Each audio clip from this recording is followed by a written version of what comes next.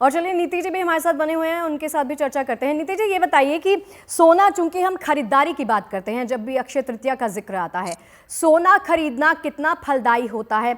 और हर किसी के सामर्थ्य में नहीं होता सोना खरीदना, तो जिनके सामर्थ्य में जो हो वो खरीदारी करे। इन दोनों पहलुओं पे आपसे समझना चाहूंगी। सर्वप्रथम जेएनटी के सारे व्यूअर्स को अक्षय तृतीया और परशुराम जयंती की बहुत बहुत, जन्मोत्सव की, प्राकट्य दिवस की बहुत बहुत शुभकामनाएं। अपने आप में स्वयं सिद्धि योग है। अक्षय तृतीया के दिन सूर्य अपनी उच्च राशि मेष में गोचर कर रहे होते हैं, चंद्रमा अपनी उच्च राशि वृषभ में गोचर कर रहे होते हैं और अपने सबसे प्रिय नक्षत्र रोहिणी में गोचर कर रहे हैं। गुरु और चंद्रमा का बहुत ही सुंदर गजकेसरी योग बना हुआ है। और जिस प्रकार आप अभी बता रही थी कि गुरु जो सोने का कारक है और लक्ष्मी के जो कारक है शुक्र, ये दोनों ही देवताओं के गुरु भगवान बृहस्पति को संज्ञा दी गई है और दानवों के गुरु शुक्राचार्य जी को संज्ञा दी गई है। इस समय गोचर में भी ये दोनों ही ग्रह एक दूसरे से परिवर्तन राजयोग का निर्माण करते हुए देखे जा रहे हैं। शुक्र की राशि में गुरु है और गुरु की राशि मीन में जहां शुक्र उच्च के हो जाते हैं वहां पे विराजमान है। मंगल का नीच भंग राजयोग हो रहा है क्योंकि मंगल जो है उच्च के सूर्य से केंद्र में और मंगल के जो डिस्पोजिटर है वो चंद्रमा, वो स्वयं उच्च की अवस्था में है। मालव्य योग का निर्माण हो रहा है, गज केसरी योग, अन्य योगों के साथ ये दिवस बहुत ही शुभ माना जाता है। जिस प्रकार सभी विद्वान जनों ने कहा कि इस दिन कोई भी मुहूर्त देखने की आवश्यकता नहीं है। विवाह का कर्म करना है, कोई चीज आपको परचेज करनी है, प्रोस्पेरिटी को, अक्षय का मतलब है क्षय ना होने वाला, जिसका कभी नाश ना हो। तो सोना कहीं ना कहीं प्रोस्पेरिटी का कारक है, माँ पृथ्वी के गर्भ से मिलता है और एक ऐसा एसेट है जो हमेशा अप्रिशिएट होता है। इस समय तो आप रेट्स भी देख रहे हैं, 1 लाख के बिल्कुल। आसपास छू चुका है। तो अगर आपका सामर्थ्य है तो आप खरीदिए, लेकिन ऐसा कोई निर्णायक नहीं है कि सोना खरीदना ही खरीदना है। इस दिन खरीदारी के साथ साथ बहुत ज्यादा जरूरी है कि आप दान पुण्य करें, क्योंकि देखिए जो आप ईश्वर को, इस यूनिवर्स को देते हैं वही आपके पास आता है। तो आप जितना दान करेंगे उतना, और जितना आप इसके आज के दिन जाप करेंगे, भगवान विष्णु का जाप करेंगे, माँ लक्ष्मी का जाप करेंगे।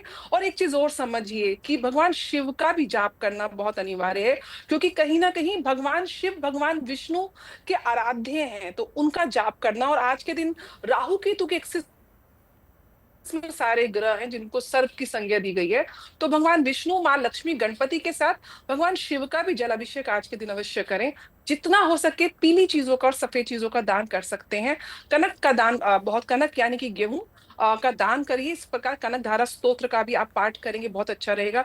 कोई भी गुरु मंत्र आपको, अगर आपने लिया हुआ है, दीक्षित हैं आप, उसका जाप करें। जितना हो सके विष्णु सहस्त्र नाम का जाप करें, श्री सूक्तम का जाप करें, ओम श्रीम बीज मंत्र का मानसिक जाप अपनी वाणी से करते रहें, गोविंद का नाम लेते रहें, महामंत्र हरे राम राम राम हरे हरे, हरे कृष्ण कृष्ण कृष्ण हरे हरे। जिसमें भी आपकी श्रद्धा है, जहां भी आपकी कनेक्टिविटी है, जाप करें, पुण्य करें, क्योंकि हजारों गुना पुण्य का फल मिलेगा, उसी का फल आपको पास प्रोस्पेरिटी के रूप में आएगा। जी। अगर आप सोना नहीं खरीद पा रहे हैं तो कोई हम्म। दिक्कत नहीं है, आप चांदी खरीद सकते हैं, आप गेहूं खरीद सकते हैं। गेहूं को अन्न में सोने की संज्ञा दी गई है। आप हम्म। पीली सरसों घर में ला सकते हैं, आप पीली कौड़ी ला सकते हैं, आप चांदी का एक सिक्का गणेश लक्ष्मी का लेके आ सकते हैं, जी। आप नए वस्त्र ला सकते हैं। अक्षत यानी कि चावल आज के दिन खरीदिए, उसके अंदर एक चांदी का या फिर आप 1 रुपए का भी सिक्का डाल के माँ लक्ष्मी को अभिमंत्रित करके आप उस चावल को जी, अपने और घर पीली में धातु रखिए। भी आप तो खरीद सकते हैं। जी धनिये की आप नीति जी। परचेज कर सकते हैं। डॉक्टर नीति, आपके पास आते हुए, भौतिक सुख के साथ साथ आध्यात्मिक सुख और शांति भी अगर इस दिन मिल जाए तो उससे बढ़िया और क्या होगा? तो इस दिन का भरपूर इस्तेमाल अगर करना है तो वो कैसे करना है? दान स्नान की हम बात कर रहे हैं, कौन सी ऐसी विशेष चीजें हैं जिनका, वस्तुओं का हम दान कर सकते हैं? से देखिए, अगर आध्यात्मिक सुख मिल जाता है तो भौतिक सुख, क्योंकि क्षणिक होता है, स्थायी हम्म। नहीं होता, इस चीज का विज्ञान जब मिल जाता है तो आप उस पिता परमेश्वर की उस जो अक्षय जो पावर्स हैं उसके साथ आप कनेक्ट कर पाते हैं। क्योंकि जीवात्मा की जर्नी है, आप हम केवल एक जीवन जी रहे हैं जिसका अंत निश्चित है, लेकिन इस जीवन का एक परिराय है कि आप इस जीवन में ऐसा क्या कृत्य करते हैं जो आप अपने इष्ट को प्राप्त कर सकते हैं। तो इष्ट को प्राप्त करने के लिए मैंने जैसे पहले भी बताया कि आप खरीदारी करिए, क्योंकि आप ऐश्वर्य आप चाहते हैं। इस दिन अष्टलक्ष्मी की भी मैं पूजा बताना चाहूंगी, करना अनिवार्य होता है। अष्टलक्ष्मी को प्रसन्न करने के लिए जो अभी आचार्य जी ने मुहूर्त बताया, वृषभ लगन का प्रातःकाल का मुहूर्त 8:30 बजे से पहले आप इसमें एक काम करिएगा। एक लाल कपड़े के ऊपर आप आदि लक्ष्मी के हेतु थोड़ा सा सिंदूर रखिएगा। आप विद्या लक्ष्मी के हेतु इलायची के कुछ दाने रखिएगा।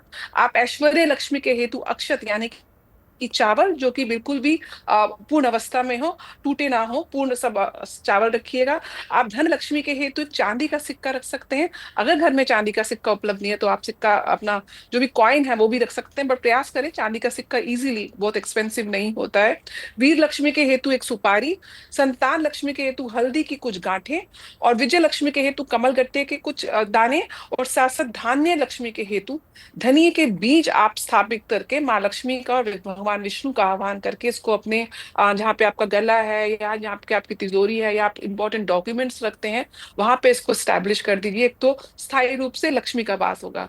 बात होती है स्पिरिचुअल एनलाइटमेंट की, तो आज के दिन आप जितना जाप करें, जितना तप करें, और एक चीज सभी लोग शायद बताना बहुत ज्यादा जरूरी है, आज के दिन पितरों के निमित्त दान और पितरों का श्राद्ध कर्म और पितरों की पूजा अनिवार्य है, क्योंकि ये वो ताकत है जो आपको ब्रह्मांड की नकारात्मक ऊर्जाओं से आपके पितृ आपकी सेफ्टी करते हैं, आपके लिए एक सुरक्षा कवच का काम करते हैं। तो उनका भी आह्वान जरूर करिएगा, उनके निमित्त आज के दिन दान करिएगा। जी। बार बार बोल रही हूँ, आज के दिन जितना हो सके माँ लक्ष्मी के बीज मंत्र का और भगवान विष्णु के बीज मंत्र का, ये जिस प्रकार से बताएं, ओम जी। नमो भगवते वासुदेवाय, विष्णु सहस्त्र नाम, उसका जाप करिए, विष्णु चालीसा का जाप करिए, बिल्कुल। और सांसों की माला से जाप करिए, मानसिक जाप करिए। सोना खरीदना आज के दिन, अक्षय तृतीया के दिन, बेहद फलदायी साबित होता है, लेकिन सोना जो नहीं खरीद पाता है, कौन सी ऐसी धातु है, पीली धातु, जो हम खरीद सकें, जो हमारे लिए उतना ही फलदायी साबित हो? एक तो गोल्ड प्लेटेड ज्वेलरी खरीद सकते हैं। अगर आप ठोस सोना नहीं खरीद पा रहे हैं तो चांदी के ऊपर भी सोने की परत होती है और गोल्ड प्लेटेड ज्वेलरी होती है, आप उसको ऑप्ट कर सकते हैं। सेकंड ऑप्शन आपके पास निश्चित रूप से चांदी है, सिल्वर को आप खरीदिए, क्योंकि जिस चंद्रमा की हम बात कर रहे हैं उनका एक धातु जो उच के हैं, जो रोहिणी नक्षत्र में, जिसकी वजह से अक्षय तृतीया का ये शुभ मुहूर्त बना है। तो आप चांदी को आप परचेज कर सकते हैं, एक सिक्के के रूप में परचेज कर सकते हैं, ज्वेलरी के रूप में परचेज कर सकते हैं।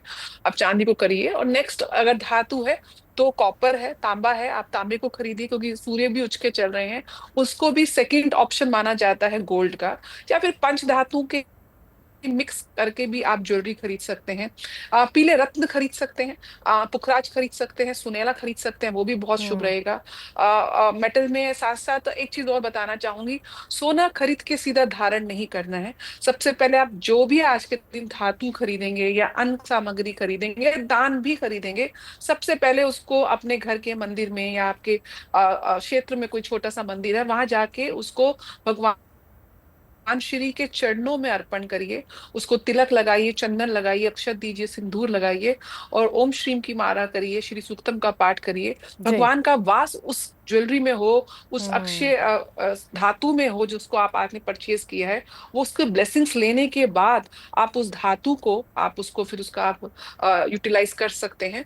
तो सेकंड ऑप्शन गोल्ड के बाद जैसे मैंने बताया सिल्वर, गोल्ड प्लेटेड ज्वेलरी, तांबा या कॉपर, और लास्ट ऑप्शन फिर रह जाता है कि आप घर के लिए एक पात्र, कोई भी स्टील का एक बाउल, क्योंकि आज के दिन अक्षय पात्र युधिष्ठिर को भगवान श्री कृष्ण ने दिया था जब वो वनवास के लिए जा रहे थे, ताकि द्रौपदी जब कुछ खाना बनाए तो वो सबका भरण पोषण कर पाए। तो उस अक्षय पात्र के माध्यम से ही वो 13 वर्ष का वनवास और 1 वर्ष का ज्ञातवास उस समय को काट पाए। तो एक पात्र, कोई बड़ा सा आप कंटेनर लेके आ सकते हैं और उसमें अच्छे से चावल भर के आप उसको अभिमंत्रित करके आप रख सकते हैं। अगर आप मुझसे जुड़ करके अपनी समस्याओं का समाधान चाहते हैं और चाहते हैं कि आपकी समस्याओं को ज्योतिष के माध्यम से सुलझाया जाए, तो आप हमसे संपर्क कर सकते हैं, जुड़ सकते हैं एस्ट्रो तक पर।